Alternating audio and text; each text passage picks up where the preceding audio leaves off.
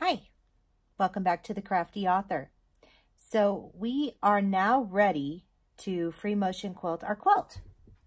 And I am going to be doing a stippling stitch on our scrap quilt that we've been making. So I wanted to talk first about a couple of things. So when you're free motion quilting, it depends on your machine, but you're going to want to use the proper foot, and you're also going to need to use or drop the feed dogs. On my machine, the feed dogs are on the side. Some of them are in the back. On other models, some of them are in the front. It's just going to depend on your machine, so you'll have to check that out. But I wanted to talk about the different kinds of feet. So this would be an open-toed darning foot that you can use for free motion quilting. It helps you to see a little bit better where you're going with your lines. This one is a closed toe foot. Both of these are fine. You can use this one for embroidery. You can use it for free motion quilting. I've used this one several times. I have also used the open toe. Okay. But my machine came with this really cool little open toe foot. So this is what I now prefer to do my free motion quilting with. So that's what I will be using. So I'm going to show you.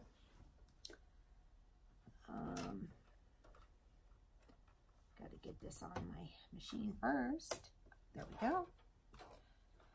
What I'm going to do is I have a little quilt sandwich here, and I've gone ahead and I've chosen the thread for the for our quilt. And I know it's probably going to be a little bit funky on the front, but that's okay. I'm okay with it. It's a scrap quilt, and you know, I'm just using it for here, for at home, for me.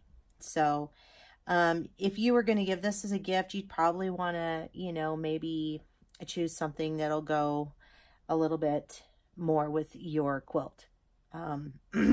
Excuse me, with your quilt top or the back. So this is what we're going to be using. I have wound 3 bobbins just so I don't get, so I don't run out. So the first thing that we're going to do is we're just going to play on the quilt sandwich, and I'm going to show you what I do. So I'm going to drop my needle down, and then I'm going to pull up. I'm going to pull the bobbin up from the bottom. Okay. So you're just going to drop your needle down. It'll pull up the bobbin, and you're going to pull it up.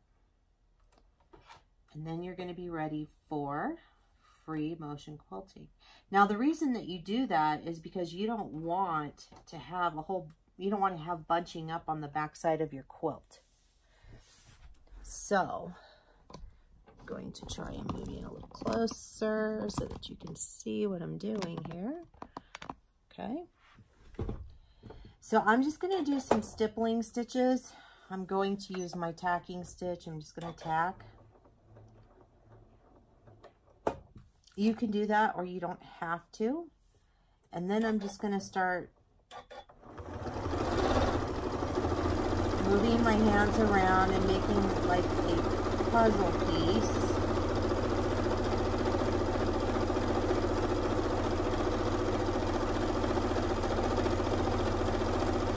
Now, how fast you move your hands and how fast you're moving, you know, your speed is going to depend on how even your stitches are. This is actually a little too fast for me, so I'm going to turn my speed down just a tad. And that's too slow. And that should be just about right. And then you should be able to freely move your hands. Now, I try to do my hands a little slower than the speed because then I get a little bit bigger stitches. And just make squiggles, little circles. You can let go. You don't want to get real sharp points, although it does happen. So if you're free motion quilting, and you see, I just did a sharp point there. It's not a big deal. You just keep going. I don't think anybody's going to inspect your stitching.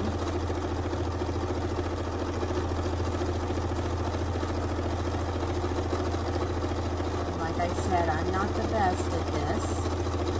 So, you know, I'm still practicing and learning too.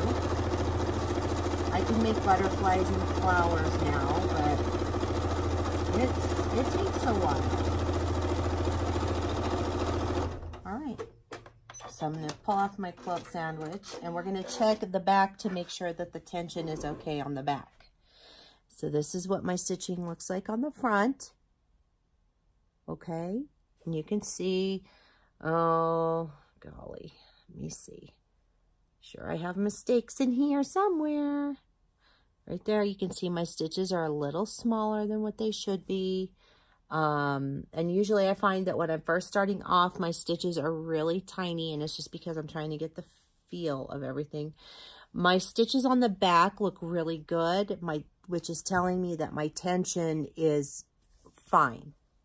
What you don't want to do is what I did here. You're going to try and not overlap, but if you do, it's okay.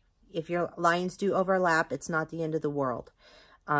So I think we're good, and I think we're ready to start on the quilt. So you always want to practice on a quilt sandwich just to make sure that everything is working great with your sewing machine, okay?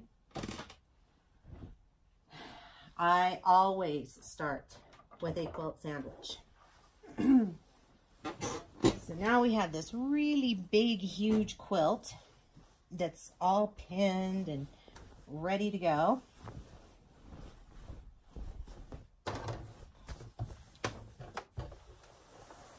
And you're going to slide it in, okay? Now my machine it's got a pretty large throat, so it's a little easier to do this. I have done this on a smaller throat machine. So what you want to do is you want to just push this excess fabric up as far against the edge as you possibly can. All you want to do is make sure that your center piece that you're starting with is flat and even, okay?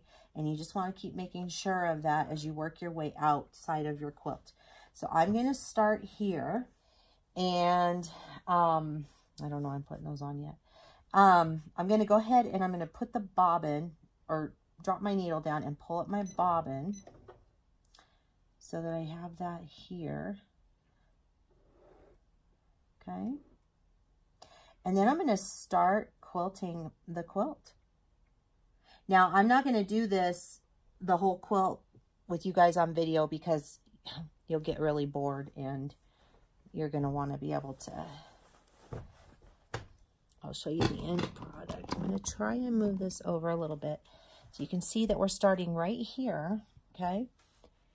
And I know there's a lot of layers, so that's the other piece of this. You want to make sure that your quilt top is up and possibly in your lap. You do not want the quilt to be dragging. Okay, we're going to start. I'm going to start right in the middle. I'm going to go ahead and take the safety pin out. Make sure it's all flat.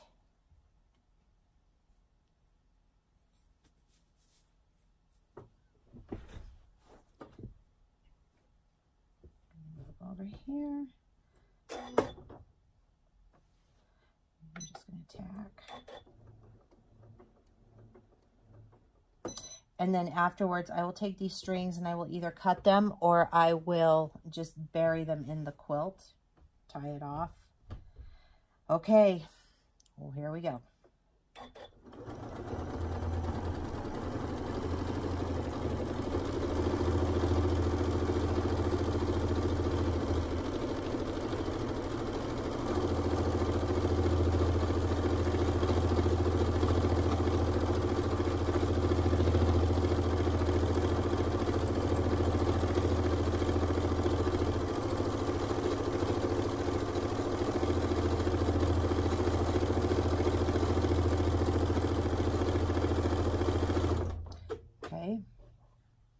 going to go ahead and trim them just because they're in my way.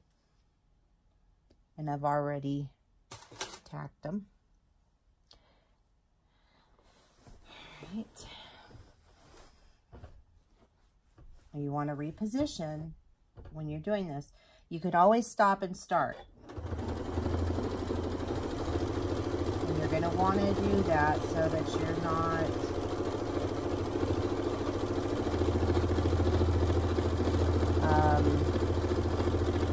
making a whole lot of mistakes and fighting with your quilt.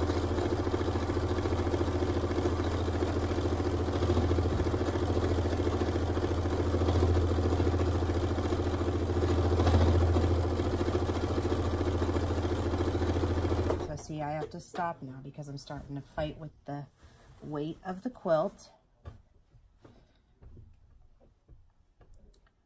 And now I'm ready to continue. Just working in one particular little area. Making my squigglies. And I have all kinds of different fabrics in this because remember, it's a scrap quilt. So right now I'm quilting on top of flannel.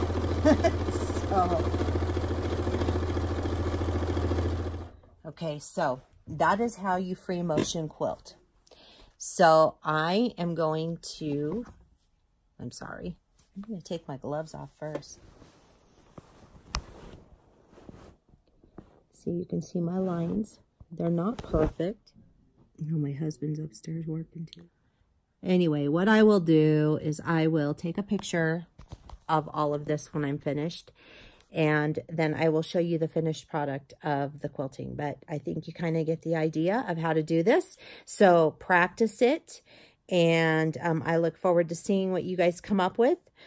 You can follow me on Facebook, Twitter, Instagram at The Crafty Author. You can join my Facebook group, a private Facebook group, The Crafty Author. You can follow my blog at craftyauthor.com. And thank you for joining me today. If you like this video, give it a thumbs up. If you have questions, please put them down in the comments. And keep on crafting, guys. I will see you next time. Bye-bye.